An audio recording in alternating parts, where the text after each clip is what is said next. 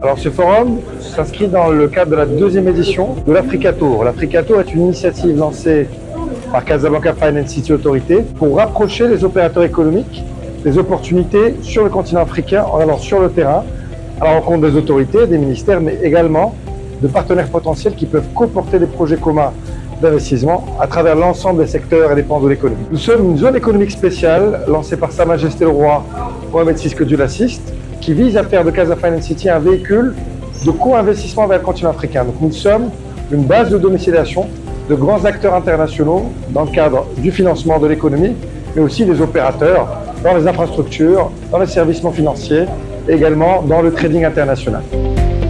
Alors beaucoup de similarités. Tout d'abord, nous sommes tous les deux des hubs à vocation régionale. Donc Lomé est un hub indiscutable sur la zone Afrique de l'Ouest, avec un port en eau profonde, un aéroport international qui permet une connectivité sur les pays de la CEDEAO. Casablanca est un hub également aérien.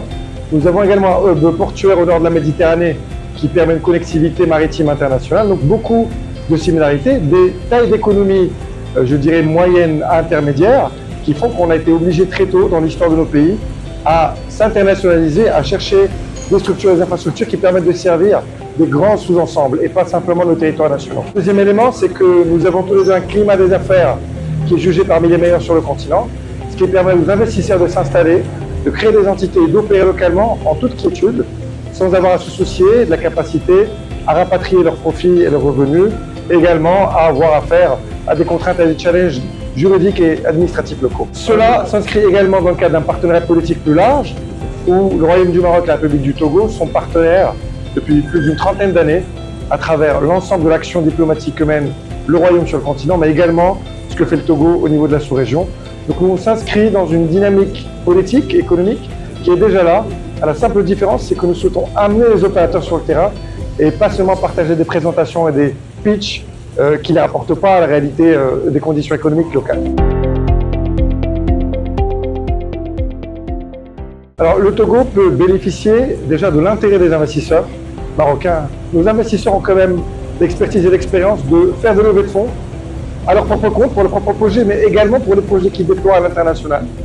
Donc ce gap en financement peut être en partie porté par les entreprises basées à Casa Finance City. Également, c'est de la promotion quelque part. Tout le mandat de l'API ZF et tout le mandat de Casa Finance City, c'est de faire de la promotion des opportunités économiques. Donc on va être un relais médiatique, institutionnel, économique, de tout ce qu'on a vu sur le terrain ici à Lomé. Le secteur privé est bien évidemment incontournable. Nos acteurs préfèrent fonctionner sur des partenariats avec le secteur privé, mais évidemment, ils sont aussi ouverts à des PPP avec l'État togolais. Et donc on n'a pas de doctrine sur le style ou le mode d'investissement. Tout dépend de l'opportunité et des contraintes de l'opportunité. Et la suite, c'est que les entreprises qui ont visité le Togo puissent également peut-être faire une deuxième visite, peut-être déjà creuser une discussion préliminaire avec un partenaire, identifier les besoins et puis faire d'autres visites, à ce moment-là individuelle, pas collective, pour aller au bout de l'opportunité et espérer la conclure. Alors, nos entreprises sont assez généralistes. Elles investissent sur 50 pays, à travers les 54 pays du continent, à travers tous les grands projets d'infrastructure, également des projets de services, de transformation digitale, d'accompagnement financier. Nous sommes une communauté résolument diversifiée dans sa composition, mais aussi dans son champ d'action. Donc tout opérateur que vous allez identifier sur le continent va avoir un lien direct ou indirect avec une entité CFC.